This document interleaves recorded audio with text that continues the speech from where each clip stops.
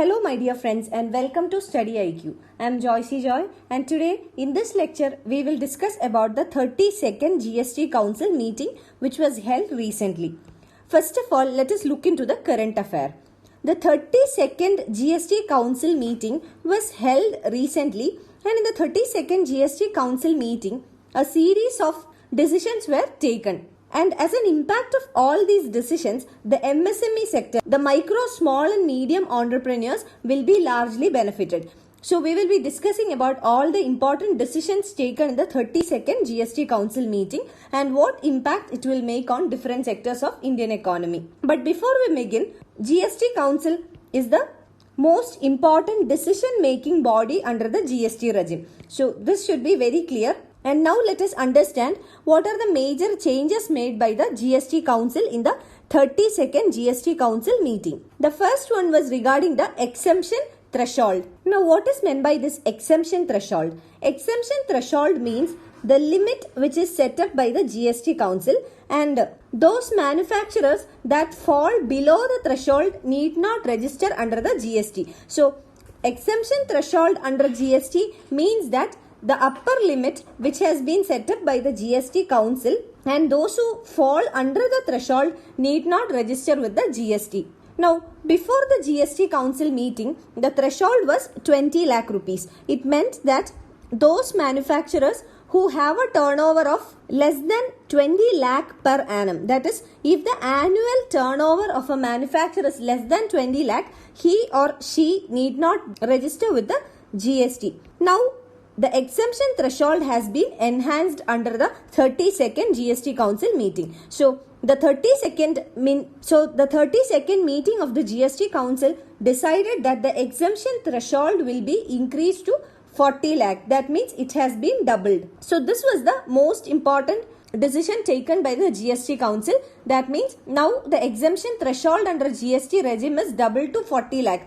Which means that those manufacturers who have an annual turnover of less than 40 lakh need not register with the GST regime. And this is in case of ordinary states, and in case of northeastern states and the Himalayan states, that is the hilly states, the exemption limit was earlier 10 lakh and now it is increased to 20 lakh. So this will benefit the MSME sector largely, because now the exemption threshold is increased, and therefore those MSMEs or any manufacturers who have a turnover of less than 40 lakh, they will be mostly MSME sector. They need not register with the GST regime. So they will be largely benefited out of this decision taken by the GST Council.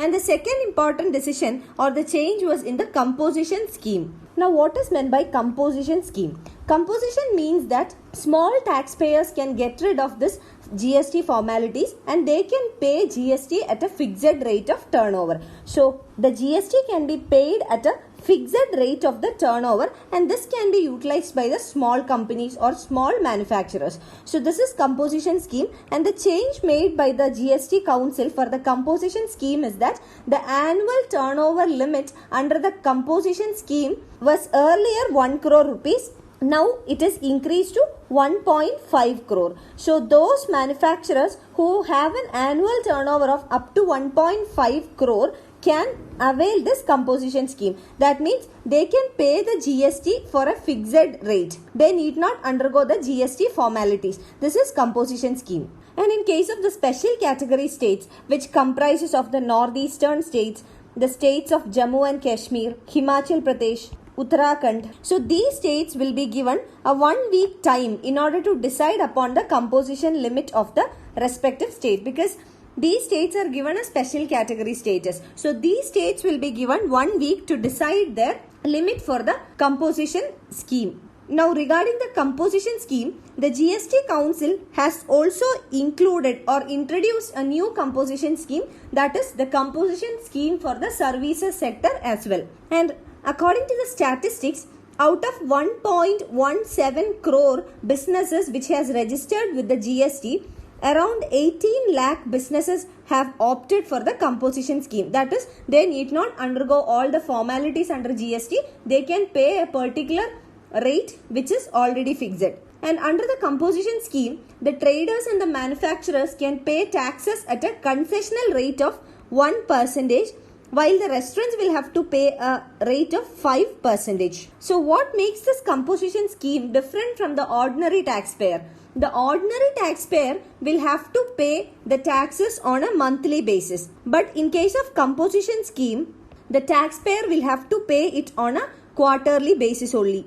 And those who are availing the facility of composition scheme, they need not keep all the detailed records compared with the normal taxpayer under the GST. So these are all the things that makes the composition scheme more attractive and more facilitative. Now the third important change that was made by the council was regarding the GST software. So council has decided that it will provide free of cost accounting and billing software to all the small taxpayers by the GST network. So GST network or the GSTN will provide small taxpayers with free accounting and billing software. So this is also a huge relief to the MSME sector, and this will also provide more transparency and accountability. Now regarding the real estate, the council has decided to constitute a group of ministers or the GOM.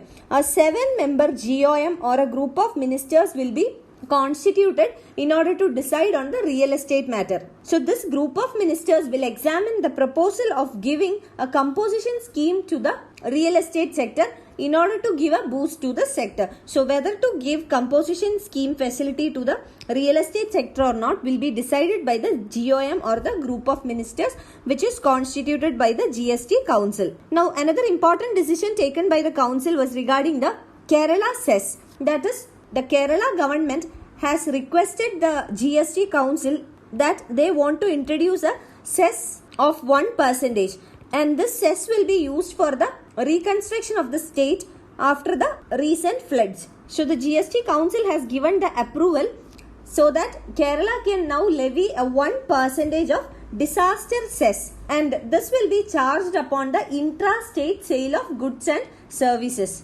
And this is allowed for a period of 2 years. So cess is a charge or a tax which is levied for a specific purpose and for a specific period. So this is for meeting the cost of rehabilitation, and the specific period is 2 years. So this cess of 1% shall be charged for a period of 2 years at a percentage rate of 1% for all the intra-state sales of goods and services, and the purpose is to mobilize revenues in order to meet the cost of rehabilitation after the recent floods in the state of Kerala.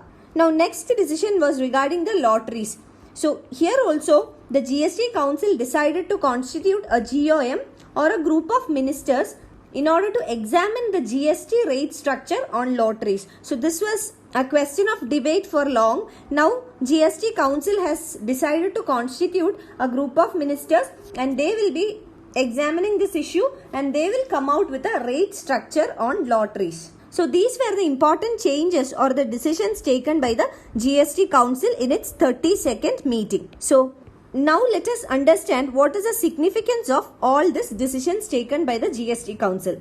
Now the most important beneficiary out of these changes would be the MSME sector, because the GST Council has decided to increase the threshold. That means when the exemption threshold is increased, the MSME sector will benefit. Earlier the threshold was 20 lakh. Now it has been doubled to 40 lakh. That means MSME sector will fall under this 40 lakh threshold, and most of the MSME sector will be exempted from registering with the GST regime. So they are the most important beneficiaries. And here one thing to be noted is that the MSME sector in India was suffering for a long time because of the twin effects of demonetization and also the rolling out of GST. So this decision would be a great relief for the MSME sector of the country.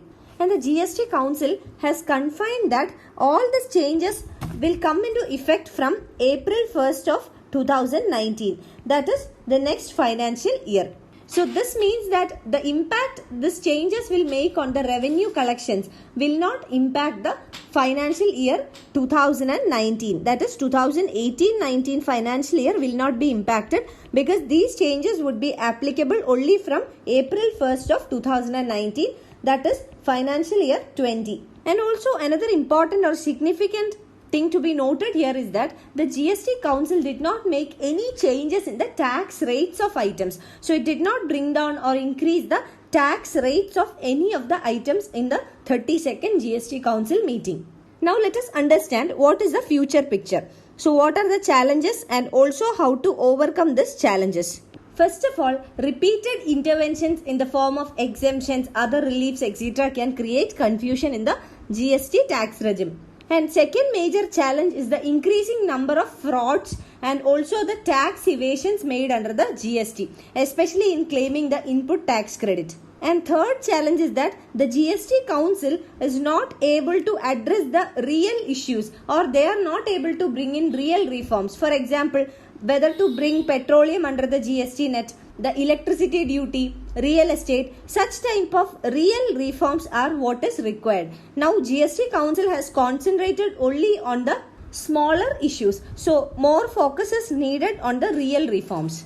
And there is also a need for more transparency and also to widen the tax base. So this will increase the revenue collections under the GST. Now we have seen that the council has decided to bring in lots of reforms or changes in the GST tax regime. So ultimately what happens? For example, increasing the threshold. So all this will decrease the revenue for the government through the GST. So ultimately there is a revenue loss. So in order to minimize this revenue loss, GST should be more transparent and the tax base should also be widened. There should be minimum or no tax evasion. So the ultimate focus must be on revenue mobilization through the GST. You can find the PDF of this lecture on my Facebook page, and for any queries regarding your UPSC preparations, you can get in touch with me on my Facebook page, or you can email me at joyce.studiiq@gmail.com. Thank you.